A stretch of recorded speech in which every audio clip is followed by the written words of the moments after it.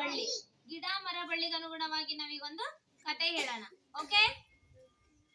ಒಂದೂರಲ್ಲಿ ರಾಜು ಅಂತ ಇರ್ತಾನೆ. ಅವನು ದಾರಿಲಿ ನಡ್ಕೊಂಡು ಬರಬೇಕಾದ್ರೆ ಅವನಿಗೆ ತುಂಬ ಸುಸ್ತಾಗುತ್ತೆ. ಅಲ್ಲೊಂದು ದೊಡ್ಡ ಮರ ಇರುತ್ತೆ. ಆ ಮರದ ಕೆಳಗಡೆ ಬಂದು ರಾಜು ಮಲಗ್ತಾನೆ.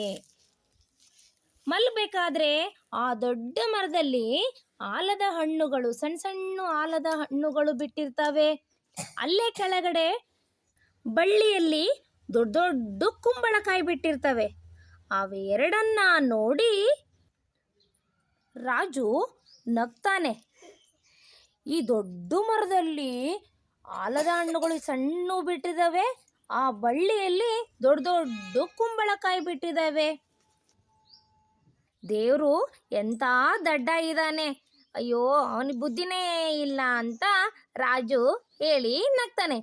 ಅಷ್ಟರೊಳಗೆ ಜೋರ ಗಾಳಿ ಬೀಸುತ್ತೆ.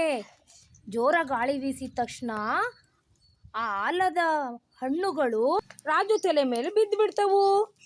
ಅಷ್ಟರೊಳಗೆ ಅವನಿಗೆ ಅಮ್ಮ ಅಂತಾನೆ. ದೇವರು ಸರಿಯಾಗೇ ಮಾಡಿದಾನಪ್ಪ.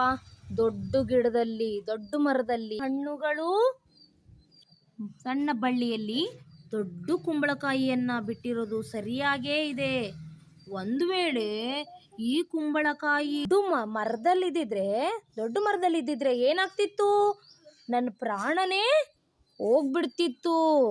ದೇವರ ಸೃಷ್ಟಿ ಎಲ್ಲ ಅರ್ಥಪೂರ್ಣವಾಗಿದೆ. ದೊಡ್ಡ ಮರದಲ್ಲಿ ಸಣ್ಣ ಹಣ್ಣುಗಳು ಬಿಟ್ಟಿದ್ದು ಕರೆಕ್ಟ್ ಇದೆ, ಹಾಗೆ ಬಳ್ಳಿಯಲ್ಲಿ ಕುಂಬಳಕಾಯಿ ಬಿಟ್ಟಿರೋದು ಸರಿಯಾಗೇ ಇದೆ. ದೇವರ ಸೃಷ್ಟಿಯಲ್ಲಿ ಎಲ್ಲದಕ್ಕೂ ಏನಿದೆ? ಅರ್ಥಪೂರ್ಣವಾಗಿದೆ ಅನ್ನೋದು ಈ ಒಂದು ಕಥೆಯ ಸಾರಾಂಶ.